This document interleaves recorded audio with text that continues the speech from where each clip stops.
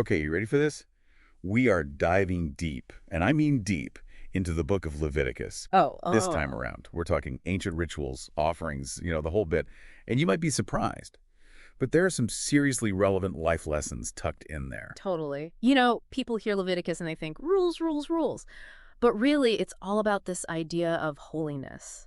Like, how do we live in a way that reflects something bigger than ourselves? Right. And how do we even begin to understand that word holiness? It can feel kind of abstract. Yeah, it's a big one. But think of it like this. Imagine holiness as this ripple effect.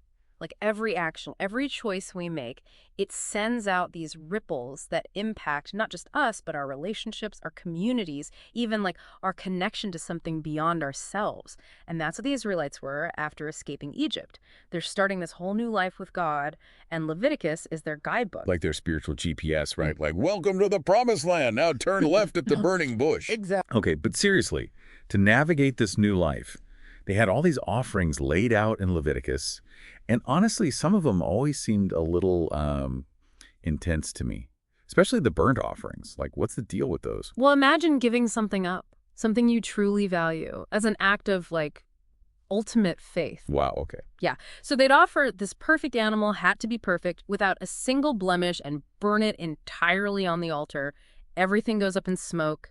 It was about total surrender to God. Wow. Everything gone. Just like that.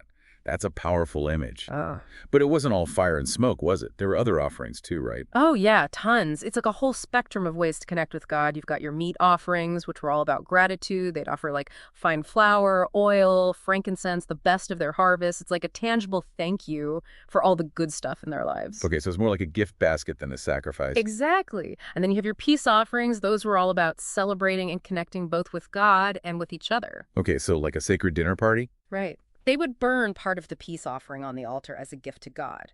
But here's the thing. The rest of it, they actually ate it. Like the priests and the person who made the offering, they'd all share a meal together. It signified joy, fellowship, thanksgiving. That sense of community was huge for them. That actually sounds kind of fun, though I imagine things got a little more serious when it came to sin offerings, right? Weren't those about, making things right after you messed up? Exactly. Sin offerings were specifically for unintentional sins, the stuff you do out of ignorance, not like outright rebellion against God. But here's where it gets interesting. The animal you sacrificed, it actually depended on who committed the sin. It was like this sliding scale of responsibility based on your place in society. So a priest, for example, he might offer a bull, a ruler, maybe a goat. A regular person, they'd offer a female goat or a lamb. It's like saying the greater your influence, the greater the consequence. Wow. So it's not just about blindly following the rules. It's about acknowledging that your actions have weight, especially if you're in a position of authority. But in all these cases, it's about recognizing when you've messed up and trying to make things right with God. 100%. The ritual involved sprinkling the blood of the animal, which symbolized life, by the way, on the altar, and that signified cleansing, wiping the slate clean, so to speak. But Leviticus, it doesn't just focus on individual accountability, it also emphasizes making things right with other people, and that's where trespass offerings come in. Right. Those always seemed a little confusing to me. How were they different from sin offerings? So trespass offerings were specifically for sins against other people, stealing, cheating, damaging property, that sort of thing. It acknowledges that sometimes our actions, those ripples we were talking about, they directly harm others, So it's not just between you and God anymore. Now you got to make things right with the community as well. Precisely. You couldn't just offer a sacrifice to God and call it a day. You also had to make amends with the person you wronged, often by paying them back, making restitution.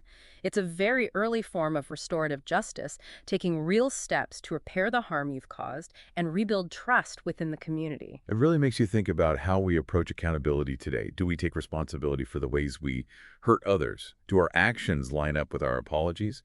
Well, this really challenges us to look at the impact of our actions, not just on ourselves, but on the people around us. Yeah, 100%. And speaking of collective impact, there's one day that really highlights this communal aspect of striving for holiness. Yom Kippur, the Day of Atonement. Yom Kippur, right. It always seemed like kind of a big deal. Oh, yeah. It was the most important day of the year for the Israelites. The whole community coming together, confessing their shortcomings, symbolically wiping the slate clean.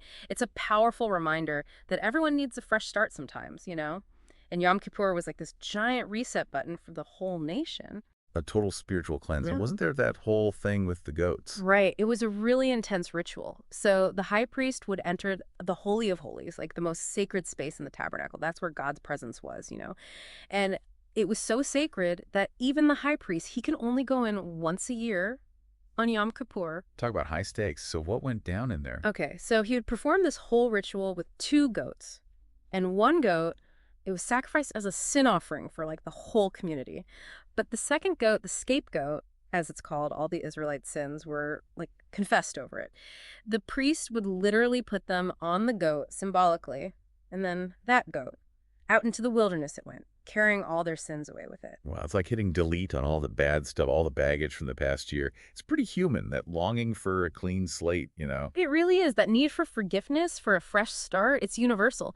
But Leviticus, it reminds us that holiness, it's not just about grand gestures or once-a-year rituals. It's about, like, weaving it into everyday life. Right. It's not enough to just go through the motions. Yeah. It's about how we treat each other, how we live out our values day in and day out. And that's where we see those ethical teachings in Leviticus that still feel so relevant today. Like, love your neighbor as yourself.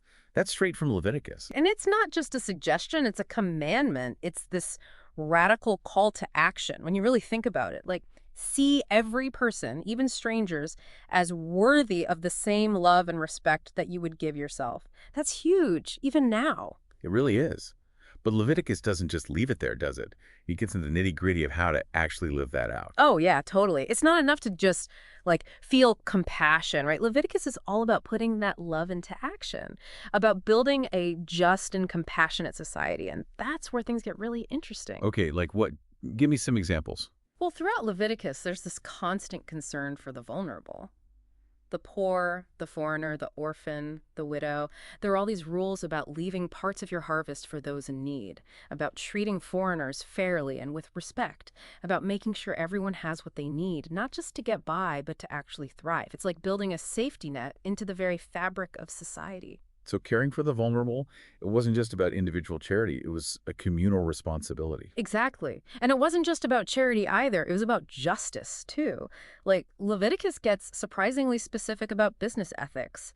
Prohibitions against cheating, stealing, using rigged scales, stuff that was probably happening all the time back then. So they were really trying to level the playing field, create a system where everyone had a fair chance.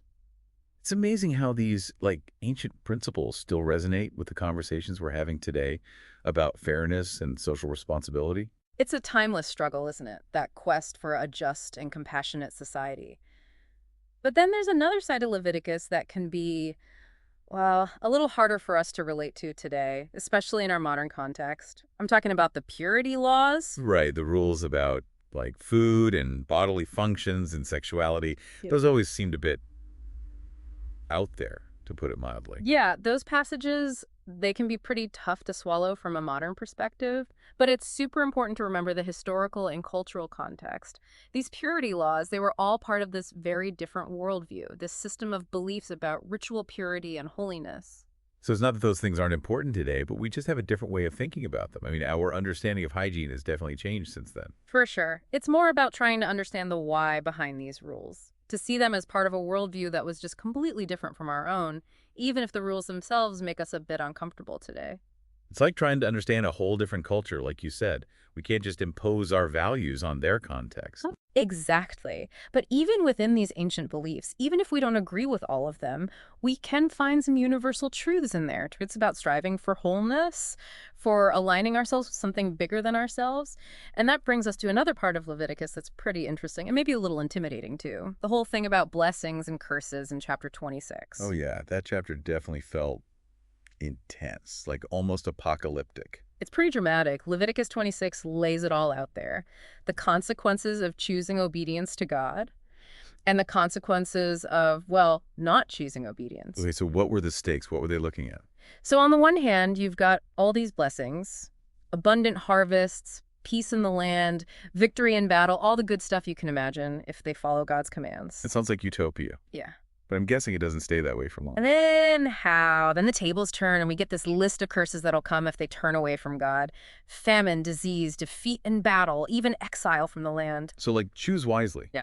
Because your actions have consequences. Right. It's a Pretty stark choice, presented in no uncertain terms. But it's more than just a reward and punishment system. Remember, this is all happening within the context of this covenant relationship between God and the Israelites. Okay, break that down for me. What does covenant actually mean in this context? So a covenant, it's more than just a contract. It's a sacred bond, a promise built on this foundation of mutual commitment. In this case, God's promising to bless and protect the Israelites. But it's not unconditional. They have to hold up their end of the bargain by staying faithful to him. So it's less about arbitrary rewards and punishments and more about understanding the natural consequences of their choices, like cause and effect. Exactly. If they live in accordance with God's will, if they align themselves with those principles of holiness we've been talking about, their lives will flourish. But if they stray from that path, things fall apart. It's a powerful reminder that our choices have consequences not just for ourselves, but for the world around us. It makes you think about our own sense of responsibility. Do we consider the impact of our actions on the people around us, on future generations? Do we even feel accountable to something beyond ourselves? But even with these warnings about going astray, Leviticus still holds out hope, right? Absolutely. Even in the midst of these heavy warnings, there's this message of hope. The text keeps emphasizing God's mercy. Like, even if they mess up, even if they stray from the path, if they return to him, he'll remember his covenant and he'll restore what was lost. There's always a way back. I love that. Even when things get really real, there's this reminder that it's never too late to make things right, to come back to those values of holiness. Which I guess brings us to vows and tithes, the ways the Israelites could show their commitment to God in a concrete way. Exactly. Leviticus 27, it gets into the practical stuff, like how to dedicate yourself and your resources to God. It talks a lot about making vows promises, basically, and the importance of keeping those promises. It's about walking the walk, about integrity. And then there's tithing. Refresh my memory on that one. What exactly was a tithe? So tithing, it was basically setting aside a portion of your income. Traditionally, it was 10%, and giving it to support the temple and the Levites. They were the priestly tribe who, dedicated their lives to serving God. So it was like a way to financially support their religious community, to give back and make sure the spiritual needs of the people were being met. Yeah, exactly. And it's important to remember that the Levites, they didn't own land like the other tribes, so the tithes were their livelihood.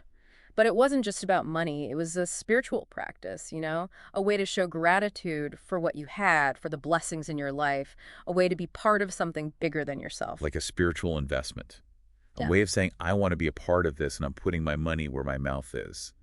It's about recognizing that we're all connected, that we have a responsibility to support one another. It's amazing, isn't it? How these ancient practices, these things they were doing back then, connect with these really universal values. It's like we're looking at this blueprint, and not just for, rituals and stuff, but for building a fair and compassionate society. It's what we're still trying to do, even now. Right. It's not like those problems went away. And that's what makes Leviticus so fascinating to me. It speaks to those really human questions we're all still asking. Like, how are we supposed to live? How do we treat each other? How do we build a world that reflects something better than ourselves? It's about recognizing that every single person deserves to be treated with dignity, and then actually trying to create a world where that's true, And what gets me is that Leviticus, it doesn't shy away from the hard stuff, like sin, forgiveness, justice, mercy. The big ones, those are still front and center. It's not a greatest hits album, that's for sure. Leviticus goes there, it doesn't hold back. Not at all. And it reminds us that this whole striving for holiness thing, for wholeness, for living in a way that sends out those good vibes, it's a journey. It's not like you arrive one day and you're done. We're all going to mess up along the way, make mistakes. We're human. But there's always a path back. There's always a chance to start fresh, to try again. That's so good to remember, especially now. It feels like everyone's so quick to judge. Yeah. Like one mistake and that's it. But Leviticus is saying, nope, there's always hope. I love that. It's true. And as we're, navigating our own world, our own problems, our own uncertainties, I think there's something really powerful in those ancient teachings. This idea that we should approach those challenges with compassion, with this commitment to justice, with this deep down sense that we're striving for something bigger than ourselves. It's a pretty amazing legacy when you think about it. From those ancient rituals, those sacrifices, to the ethical teachings that still resonate today, Leviticus makes you stop and think, okay, how am I living? What do I value? What kind of impact am I having? Yeah. And that's the beauty of engaging with these ancient texts. They challenge us. They inspire us. And they force us to take a good long look in the mirror. Like, who do I want to be in this world? So there you have it, your deep dive into the book of Leviticus. We've journeyed through ancient rituals, explored some really profound ethical teachings, and hopefully uncovered some wisdom that still speaks to us, even today. And like always, the real work begins now. When you take these ideas, really think about them and ask yourself, what does this mean in my life? How can I bring more of that Leviticus spirit, that commitment to holiness and justice and compassion into my own world, my own little corner of things? That's the question, right? What does it mean to live a life of meaning, of purpose, to strive for something bigger than ourselves? That's a deep dive worth taking.